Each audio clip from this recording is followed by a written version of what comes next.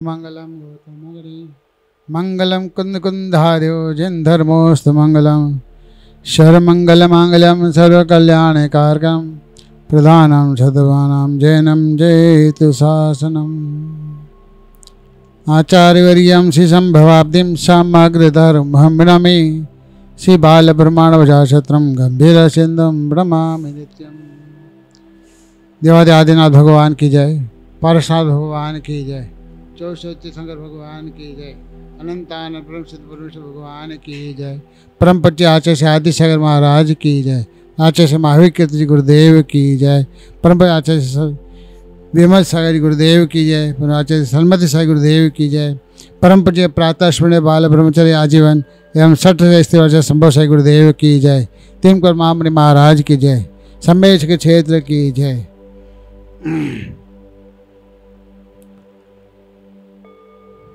क्रोध मान अरु माया तृष्णा का भयजन परिहार करो, संयम रतन संभालो भैया सदा सत्य का व्यवहार करो। यथाशक्ति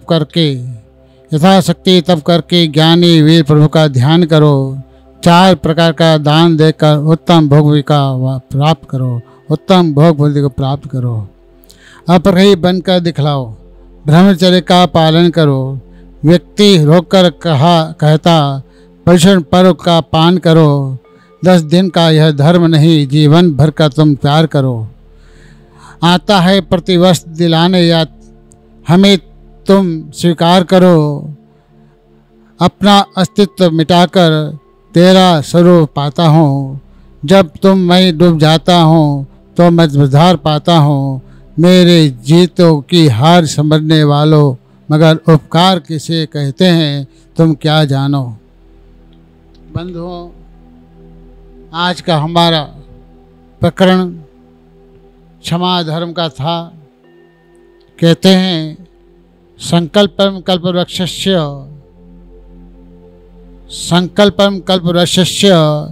चिंतम चिंतामणिरपि असंकल्पम संचितयं फलं धर्मात् प्राप्यते।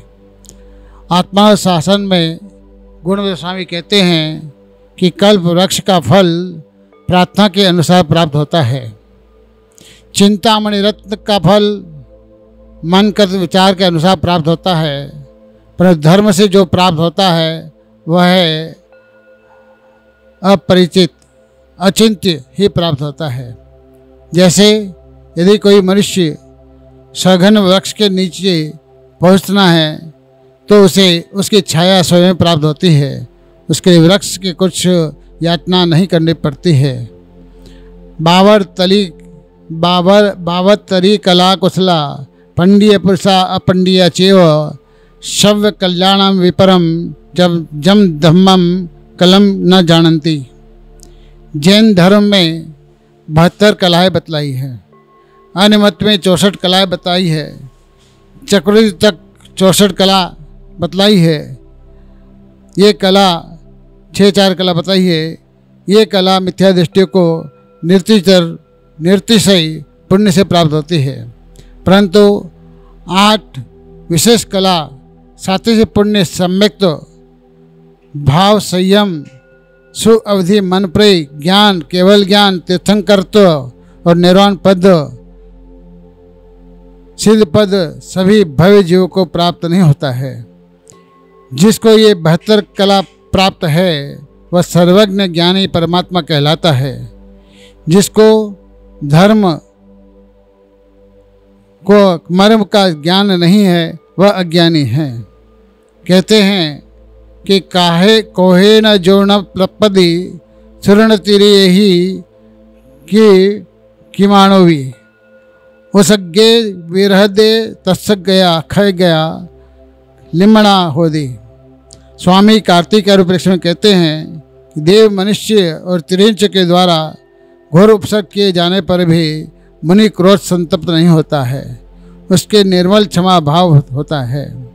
देव मनुष्य त्रियंच अचेतन कृत। कहते हैं कि सत्येषु मैत्री गुणेषु प्रमोदम क्लिष्टेषु जीवेषु कृपापरत्वम मध्यस्थ भावम विपरीत व्रतो सदा ममात्मा विदधात देव। हे देव, मेरी आत्मा निरंतर संपूर्ण जीवों के प्रति मैत्री भाव, गुणी जीवों में प्रमोद भाव, दुखी जीवों में दया भाव और विपरीत आचरण करने वालों में मध्यस्थ भाव को धारण करते हैं। यहाँ पर क्षमा धारण को करने वाले गजराज मुनि को देख लो। ससुर ने क्रोध में आकर के जलती हुई सिगड़ी को अपने माथे पर रख दिया। उस जलती हुई सिगड़ी को समतापूर्वक, शरीर जल रहा है परंतु वो आत्मा का चिंतन कर रहा है। फक फक जैसे अग्नि जलती है वैसे शरीर जल रहा है परंतु उसका भेद ज्ञान है। इससे वो उपसर्ग को सन करके स्वर्ग में देव बन जाता है। और शुकवान मुनि माँ स्वयं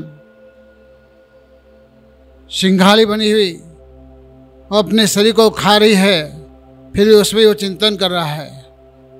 शरीर खा रही है माँ स्वयं, देखो है।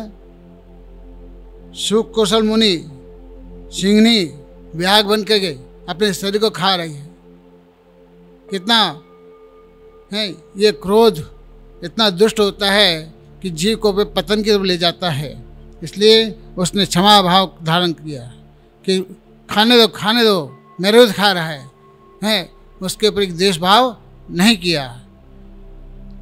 इस प्रकार से क्रोध को उपस्थित होने पर क्रोध नहीं करना चाहिए, ऐसा नियम है। एक बार क्रोध में आकर के राजा ने मुनिराज के ऊपर 500 मुनि को घानी में पेल दिया, परंतु समता भाव के कारण वो सहन करके समाधिस्थ प्राप्त हुए। ऐसी क्षमा भाव मुनिराजों में होती है। क्षमा वीरस्य भूषणम, इस प्रकार की ये दिखाएं। क्रोध होता है अनंतार मंदी, क्रोध, मान, माया, लोभ। इसमें 4 प्रकार की कसाई होती है। ये पर्वत की रेखा, धूलि की रेखा और पृथ्वी की रेखा और जल की रेखा। अनंतार मंदी क्रोध, मान, माया, लोभ, ये सदा अनंतार मंदी जो क्रोध, मान, माया, लोभ है, संख्यात असंख्यात अनुभव तक उसको भटकना पड़ता है। और प्रत्याख्यान, ये 15 एक पक्ष माने 15 दिन का। और अप्रत्याख्यान ये सकल चारित्र धारण घात करता है। और अप्रत्याख्यान जो कसाय है वो 6 मास तक रहती है, वो देश चारित्र को घात करती है। और जो संज्वलन कसाय है वो अंतर्मूर्त पानी की रेखा के समान नष्ट हो जाती है।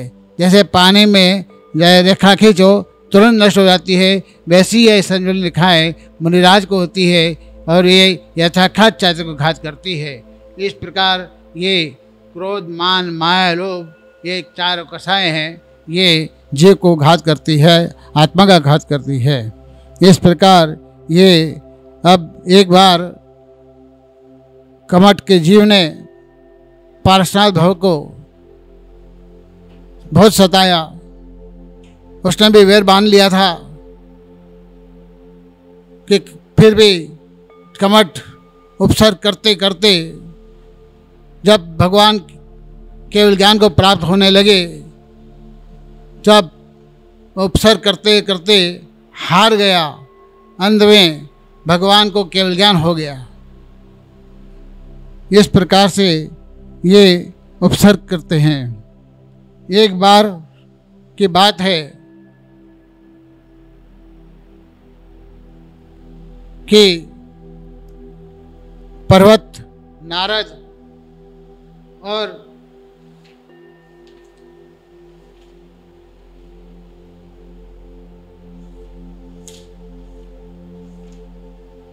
वसु राजा, पर्वत, नारद और क्षीर कदम गुरु था, अपने शिष्य को पढ़ाया था। सब ने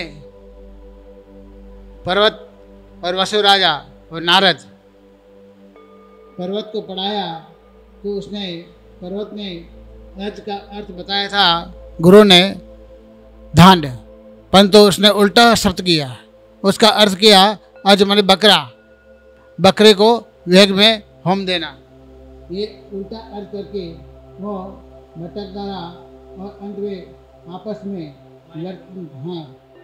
लड़ते हुए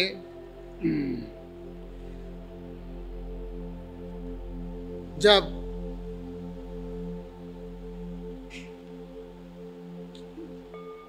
क्षीर कदम गुरु ने जो पर्वत को पढ़ाया था वही नारद को पढ़ाया था, वही वसु को पढ़ाया था। पढ़ाने वाला गुरु एक होता है, परंतु पढ़ने वाले विद्या भी एक है, लेकिन पढ़ा सबने जिसका भविष्य भी बुरा हो सकता है उसको कौन समझा सकता है। जब गुरु की समाधि हो गई तब पर्वत ने अपनी प्रसिद्धि की कीर्ति के लिए एक नए मत का प्रचलन कर दिया। अज अर्थ बकरा होता है जबकि अज का अर्थ ज उत्पन्न अ नहीं, जो कभी उत्पन्न न हो वह द्रव्य भगवान को चढ़ाना चाहिए, लेकिन पर्वत ने अज का अर्थ बकरा ही कर दिया। उस परंपरा चला दी कि बकरा की बलि चढ़ाना चाहिए। जब यह समाचार नारद को मालूम पड़ा तब ओहो, मेरा गुरु भाई इतना हिंसक हो सकता है क्या? मेरे गुरु ने अहिंसा धर्म कहा। अहिंसा धर्मो धर्म है कि शिक्षा दी, जियो और दूसरों को भी जीने दो। मेरा गुरु भाई ऐसा कर सकता है, चलो मैं समझता हूँ। नारद ने जाकर पर्वत को समझाया, लेकिन ज्ञानी जीव अहंकार अज्ञानी जीव को ज्ञानी बनने को नहीं देता है। अज्ञानी पल भर में ज्ञानी बन जाता है, लेकिन नम्रता, अज्ञानी को ज्ञानी बनना बहुत आसान है, अहंकारी को उल्टे घड़े के समान है, विनम्रता सीधा घड़ा के समान है। अज्ञानी अपने गुरु के पास कहता है, झुकता है और फिर खड़ा होता है, और चंवर झुकते हैं फिर उठते हैं, वे सम्यक दर्शन युक्त हैं, पुष्ट हैं। पर्वत अनेकों शास्त्रों का ज्ञाता था, लेकिन एक शब्द अर्थ विपरीत कर दिया। इस अहंकार के कारण नारद के समझाने पर भी नहीं समझा, और उसने सभी लोगों के सामने कहा कि मेरे बताए हुए शब्द अर्थ विपरीत या गलत निकले तो मैं अपने प्राण दे दूंगा। अनंत अनुबंधी कसाय से बंधा है, आगम से नहीं। पर्वत ने अपनी माँ से जाकर कहा कि माँ, यदि मेरा वचन झूठा निकले तो जो संध्या के समय में मेरे प्राण निकल जाएंगे, मैं जीवित नहीं रहूँगा। माँ का मोह जागा और माँ ने एक युक्ति निकाली, वचन तो झूठा है, निकलेगा क्यों नहीं? तूने बहुत बड़ी गलती की है बेटा, तू क्षमा मांग ले। अभी क्षमा मांग ले, अभी नारद सज्जन है, तुरंत क्षमा कर देगा। गलती सबसे होती है, चूक सबसे होती है, तो क्षमा मांग ले। तू कुछ नहीं करना, तेरी तरफ से मैं क्षमा मांग लेती हूँ। नहीं माँ, मैंने कह दिया ना, या तो वचन रहेगा या मैं रहूँगा। वचन रहेगा तो मैं रहूँगा, वचन गया तो मैं भी गया। माँ कहती है कि बेटा, यह तेरा वचन तो मिथ्या है। माँ, मैं नहीं जानता कि वचन मिथ्या है या सत्य, मैं तो इतना ही जानता हूँ कि वचन है, पर्वत टूट सकता है लेकिन वचन टूट नहीं सकता है। जिन मत को मैं नहीं जानता माँ, तो यदि मुझे जीवित देखना चाहती हो तो मैंने जो वचन कहे वही सत्य है। माँ राजा वसु के पास पहुँचती है मोहवसात, राजन, हे गुरु माँ, आप क्यों आई हो? इतना कष्ट क्यों किया? मैंने सोचा कि आपके पास दिया हुआ मेरा वचन सुरक्षित था और लगा कि पर्वत के लिए उस वचन की आवश्यकता है। माँ ने मुझे वही बुला लेती है, तो आप तो मेरी गुरु माँ हैं। मेरे बेटे वसु, तुम मेरे पति के शिष्य हो और राजा हो, इसलिए मैंने तुझ घर नहीं बुलाया हूँ। मैं आपके पास नहीं गई, राजा वसु अत्यंत भोला था। माँ, तुम जो मांगोगे वही मैं दूंगा। राज्य कोई वस्तु मांगेगी दे दूंगा। पर्वत जो कह रहा है वही सत्य है। राजा वसु वचनबद्ध होता था। सोचा कि इतने कहने में मेरा क्या हो जाएगा। राजा वसु ने जैसे ही कहा कि जो पर्वत ने कहा वही सत्य है, इतना बोलते ही सिंहासन, वसु राज सिंहासन पाया टूट गया और सिंहासन ऊपर से जमीन पर गिर गया। और दोबारा पूछा गया कि राजा वसु से फिर वही वचन बोला कि पर्वत ने जो कहा वही सत्य है। इतना कहते धरती फटी और गर्दन तक धस गई और मरकर वह सातवें नरक में चला गया। पर्वत भी नरक में गया, परंतु नारद स्वर्ग में गया। ये एक व्रत का प्रभाव है कि मिथ्या वचन बोल करके और उस वचन को अपना ही मान करके यदि वो प्रचार करता है तो नरक में जाता है, उसकी संबोधन करता है, अनुमोदना करता है तो वो भी नरक में जाता है। राजा वसु भी नरक में गया, पर नारद स्वर्ग में गया। इसलिए ये जैन धर्म कहता है कि कम से कम अपने जीवन में कम से कम क्रोध पर विजय प्राप्त करो, इतना कह के ये। और मैं एक छोटी सी और दृष्टांत देता हूँ कि एक बार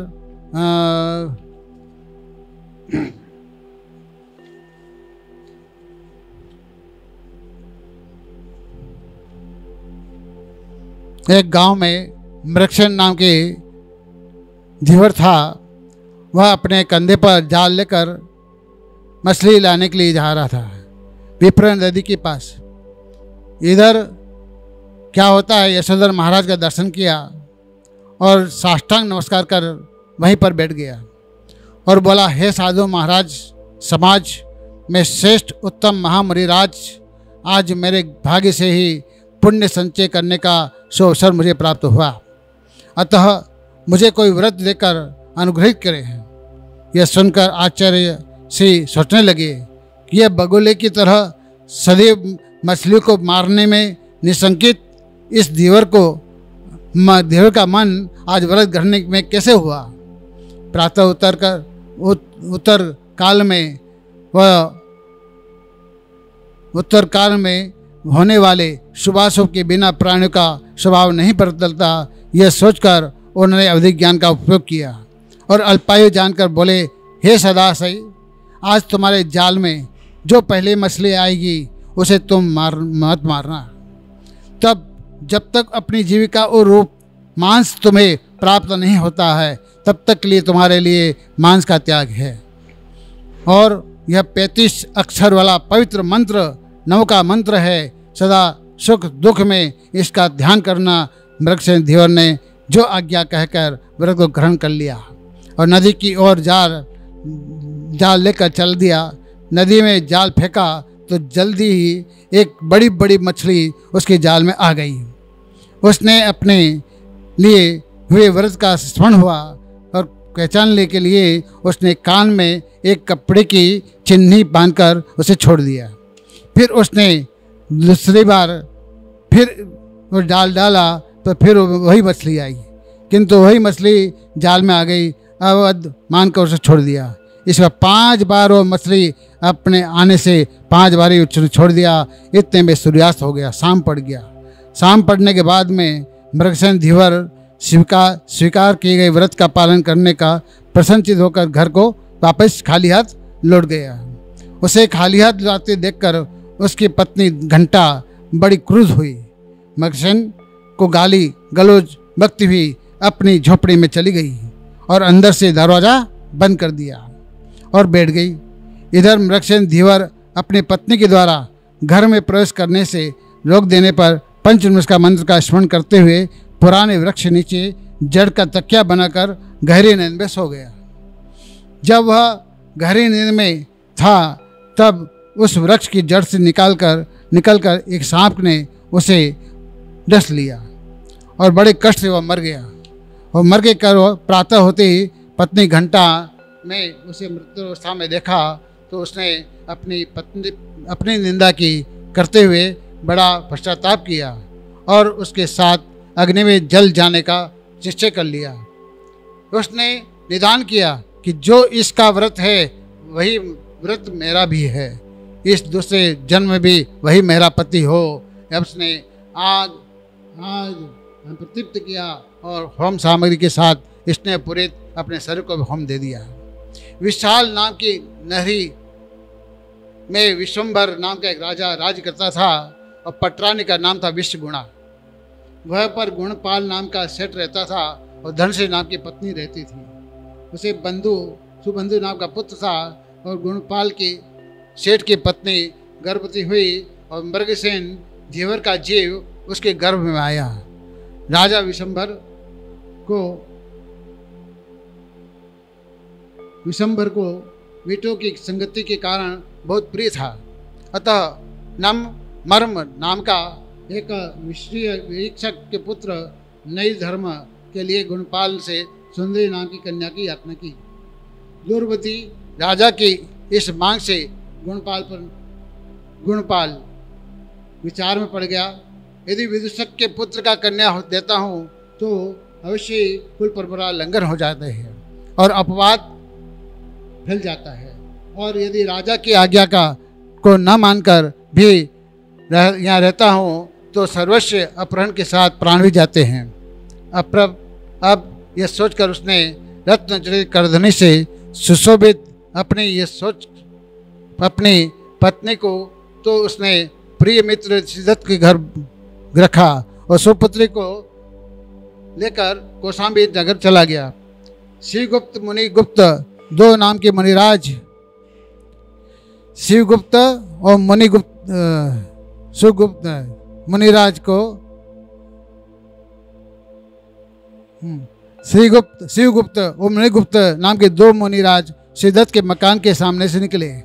सिद्धत को पड़ोसी ने उन्हें प्रहार कर नवदा भक्ति से प्रहार दिया और मुनिराज युगल आहार ग्रहण कर लिया तो उनकी दृष्टि आंगन में बैठी धनसी पर पड़ी। धनसी को इतना इस प्रकार देखकर मुनिगुप्त बोले कि इसकी कौरव में कोई बड़ा पापी महापुरुष आया है, जल जान पड़ता है, जिसके गर्भ में आने से मात्र से इस बेचारी की यह दुर्दशा हुई। यह सुनकर शिवगुप्त मुनि बोले कि मुनि गुप्त ऐसा मत कहना, यह सेठानी कुछ दिन तक इस तरह पराए घर में रहेगी, फिर भी इसका पुत्र समस्त बेरियों का स्वामी राजा श्रेष्ठी होगा तथा राजा विशंभर की पुत्री को वरण करेगा। यह बात अपने मकान पर बैठे बैठे सिद्धत ने सुनी। मुनि का कथन झूठा नहीं होता है, यह सोचकर सिद्धत ने विषधर सर्प की तरह अपना मन दुष्ट संकल्प लगाया और पूरे दिन होने पर धनश्री ने पुत्र को जन्म दिया। सिद्धत ने पुत्र को जन्म दिया। सिद्धत ने सोचा कि यह बालक अपनी तरह अपनी आश्रय को खा जाएगा, इसलिए माता का इस पर स्नेह उत्पन्न होने से पूर्व इसका गुप्त रूप से वध कर देना चाहिए, श्रेष्ठ है। प्रसूति के कष्ट से धनश्री को एकदम बेहोश देखकर उसने अपने कुटुंबियों की बुढ़िया के द्वार पर प्रसिद्ध करा दिया कि बच्चा मरा हुआ ही पैदा हुआ है, और धूप वगैरह देखकर एक चांडाल को इस कार्य के लिए तैयार किया। उसे बुलाकर कुटिल माया के रहस्य में विशारद सिद्धत ने उसे मारने का संकेत कर बालक को उसे सौंप दिया। वह उस बालक को उठाकर एकांत स्थान पर ले गया और वहाँ पुण्य परमाणु के पुंज की तरह इस सुंदर बालक को देखकर उस पर दया आई और प्रसन्न मुख होकर उसने बालक को वहीं पर सुख से लेटा दिया और अपने घर चला गया।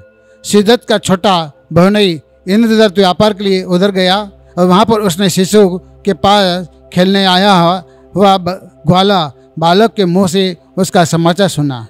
वह उस स्थान पर गया, उसके कोई संतान नहीं थी। वह उस बालक को लेकर अपने पुत्र समझ लिया और उठा लिया और अपनी पत्नी राधा से बोले, हे राधे, तुम्हारे गर्भ से एक शिष्य को जन्म दिया है। उसने यह सर्वत्र फैला दी है और पुत्रोत्पत्ति की खुशी में महोत्सव मनाया। सिद्धत ने यह समाचार सुना। बच्चे को मार डालने का विचार से यमराज की तरह इंद्रदत्ता ने के घर आया और बोला, हे इंद्रदत्त, यह सौभाग्यशाली भांजा मेरे ही घर बड़ा होना चाहिए। यह कहकर कट्टे बहन के साथ बच्चे को ले अपने घर आ गया और पहले की तरह मार डालने के लिए उससे किसी वणिक को दे दिया और वणिक उस बच्चे को लेकर एकांत में गुफा की तरफ चला गया। इसका भी हृदय बालक को देखकर दयालु हो गया। एक नदी के किनारे वृक्षों की झुंड में रखकर चला गया। उसके पूर्व भूणदे के प्रभाव से वहाँ भी चरने के लिए गाय आई। उसे देखते ही उसके पास जाकर उसके थन से दूध गिरने लगा। तो संध्या के समय जब सूर्य डूबने के लगा तो गायों को चराने वाला ग्वाला ने यह कौतुक देखा। समस्त ग्वालों के सरदार गोविंद से कहा, पुत्र, स्नेहवश वह ग्वाला उस बालक को अपने घर ले गया और अपनी पत्नी सुनंदा को सौंप दिया और वहाँ बालक का धन कीर्ति रखा। और वह बालक धीरे धीरे बचपन से युवा अवस्था को प्राप्त हुआ और एक दिन घी के व्यापार के निमित्त से सिद्धत उधर आ निकला। उसने देखा कि उस गोविंद से पूछा कि यह लड़का तुझे कहाँ से मिला। यह सुन सिद्धता बोले, गोविंद, मुझे अपने घर पर अपने लड़के से जरूर कुछ बात करनी है, अतः यह पत्र देकर इस लड़के को शीघ्र ही भेज दो। गोविंद ने सिद्धत की बात स्वीकार कर ली। पत्र में लिखा था कि माम तोल में कुशल यह महाबल लड़का हमारे वश का विनाश करेगा आग के समान, अतः या तो इसे विष दे देना या मुसल से मार डालना। पिता और वेश्या पति की आज्ञा पाकर उस मुद्रा के पत्र को अपने गले में बांधकर धन कीर्ति उज्जैनी नगरी की ओर चल दिया, जिसमें उसके द्वारा पूर्वकृत जन्म में उपकृत मछली ने जन्म लिया। उस नगरी के निकट पहुंचकर वह नगरी के प्रवेश मार्ग में निकटवर्ती वन में रास्ते में थकान के कारण दूर करने तो घर ही निंदस हो गया। इसे बीच में पूर्व जन्म के उपकार कर अनंग सेना नाम के वेश्या पुष्प चयन करके उसी गांव में के पेड़ के नीचे आई और पूर्व का जन्म के मित्र धनकीर्ति को देखते ही रह गई। उसके कंठ में 3 रेखाएं थी। आयु, लक्ष्मी और सरस्वती को सूचित करती है। अचानक अनंग सेना की दृष्टि गले में बंधे हुए उस पत्र पर पड़ी। उसने उसे अशुभ पत्र को खोलकर पढ़ा और निष्कृष्ट वणिक का हृदय से तिरस्कार करते हुए अपने लोचन रूपी अंजन की डिब्बियों को काजल लेकर उसे लताओं की कोपलों से ढूंढोया तो चांदी की सलाई से तरण से उसी पत्र पर पहले लिखे हुए लेख को मिटाकर दूसरा लेख लिख दिया। उस लेख में यह लिखा था कि यदि सेठानी मेरे वचनों को मानती है और महाबल यदि मुझे अपना पिता मानता है तो मेरे वचनों का अलग समझता है, तो इस धन कीर्ति को जिसके वश की चेष्टा की परीक्षा 7 जनों के सामने कर ली, बिना किसी विचार के अग्नि के साक्षी पूर्वक दहेज के साथ श्रीमती को सौंप देना। पहले की तरह उस लेकर गले में बांधकर अनंग सेना चली गई और धनकीर्ति बहुत देर तक घर ही बसता रहा। फिर उठ सिद्धदत्त के घर पहुंचा और माता सहित महाबल को पत्र देकर श्रीपति का पति बन गया। इस सिद्धदत्त इस प्रकार समाचार को सुन शीघ्र ही लौट आया और राजधानी के बाहर स्थित चंडी देवी के मंदिर में धनकीर्ति मारने के लिए एक शस्त्र मनुष्य को और तरह कुपित काम करने पिसानी के समान देवी को नियुक्त कर दिया और वह घर चला गया। एकांत में धनकीर्ति को बुलाकर कहा कि वह कपटी बोला, हे वश, मेरे कुल की रीति है कि जिस कन्या का नया विवाह होता है उसके पति को रात्रि के समय कुसुम्बे रंग के वस्त्र रंगे में रंगे पहनकर स्वयं ही चंडिका देवी के मंदिर में उड़द के बने हुए मोर या कौवे की बलि देता है। जैसी शपथ कर वह धनकीर्ति को देवता को अर्पित करने की सामग्री लेकर घर से निकला। सामने से जाते हुए उसके साले महाबल ने उसे देखा और पूछा, धनकृति, इस अंधेरी रात में अकेले तुम कहाँ जा रहे हो? महाबल मामा की आज्ञा मानकर बलि देने के लिए दुर्गा मंदिर को जाता हूँ। यदि ऐसा है तो तुम्हारा वहाँ जाना उचित नहीं है। ठीक है, नगर के आदमी क्या कहेंगे? अब तुम वापस घर लौट जाओ। देवी को यह भेंट मैं संबोधित करने के लिए जाता हूँ। यदि पिताजी रुष्ट होंगे तो उन रोष को मैं दूर करूँगा। इस प्रकार की बातचीत के बाद वह धनकृति घर चला गया और महाबल यमराज के पेट में समा गया। पुत्र के मरण के शोक से विह्वल हो सिद्धता ने कहा, अपनी पत्नी विशाखा से सब समाचार कह सुनाया और बोला कि सब गृह कार्य में चतुर सेठानी या भागा मेरे वंश का नष्ट करने वाला है। इसके मारने के लिए जो जो उपाय किया वह सब व्यर्थ होता गया। इसे कैसे मारना चाहिए? सेठ बोले, कैसे मारना चाहिए? सेठ अविचार के कारण आपके सब उपाय व्यर्थ हो गए। अब आप चुपचाप होकर बैठे हो, आपकी सब इच्छाएं पूर्ण होगी। दूसरे दिन सेठानी ने अपने जीवन को नष्ट करने वाले लड्डुओं में जहर मिलाकर अपनी पुत्री श्रीमती से कहती है कि पुत्री, ये जो सफ़ेद लड्डू है कमल की तरह, यह अपने पति को देना है, और जो काले रंग के लड्डू हैं इन्हें अपने पिताजी को देना है। इतना कहकर सेठानी नदी पर स्नान करने चली गई और श्रीमती को अपनी माता की कुटिलता का पता नहीं था। उसने सोचा कि सुंदर लड्डू है तो उसे पूज्य पिताजी को देना चाहिए, और अतः उसने जहर मिला हुआ लड्डू पिताजी को दे दिया और काला रंग का लड्डू अपने पति को दे दिया। जब विशाखा वापस लौटी तो वह मर चुका था। वह बहुत रोई और फिर बोली, पुत्री, महामुनियों का वचन झूठा कैसे हो सकता है? तेरे पिता ने और मुझे वृद्धा ने अपने वंश का नाश करने के लिए ही यह गड्ढा खोदा है। अब रोने से क्या होगा? उसने भी एक जहरीला लड्डू खा लिया और अपने पति की अनुगामी बन गई। अब क्या हुआ? इस प्रकार पूर्वपार्जित पुण्य के प्रभाव से 5 भयानक आपत्तियों से बचकर वो धनकृति अपने द्वारा की गई दुर्भावना के कारण वह सास और ससुर के चल बसने के बाद प्रतिदिन संपत्तिशाली होने लगा। एक दिन राजा विशंबर ने देखा कि उसने उसके सौंदर्य को देख करके आपके पुत्र का पाणी ग्रहण कर दिया जाए और वैश्या का अधिपति बन गया। धनकृति के पिता गुणपाल ने लोगों के मुख से जब अपने अभ्युदय के समाचार सुने तो वह कौशाम्बी नगरी में उत्तीर्ण जाकर बोला। जब 3 ज्ञान के धारी यशोधर मुनिराज पधारे और गुणपाल सेठ सकुटुंब धनकृति और उससे मिलने के आए और अनंग सेना के साथ मुनिराज के दर्शन किए और नमस्कार कर विनय पूर्वक बोले, भगवान, ये धनकृति ने पूर्व जन्म में ऐसा कौन सा पुण्य कमाया था जिसके कारण बचपन में भी यह कष्टों का पार कर गया, जो देवों के द्वारा किए जा सकते थे, जो था इस जन्म में भी बड़ी भारी संपत्ति और सौंदर्य को प्राप्त हो गया। इसके सिवाय महापुरुष के योग्य अन्न को भी इसे प्राप्त थे। घंटा भर में श्रीमती हुई और मछली का जीव अनंग सेना हुई और धन श्री सर्वार्थ सिद्धि में देव हुआ और श्रीमती नाम की अनंगा सेना स्वर्ग में पति इंद्र बन गई। ये अहिंसा धर्म का प्रकरण है। इतना और करेंगे। अहिंसा परमो धर्म की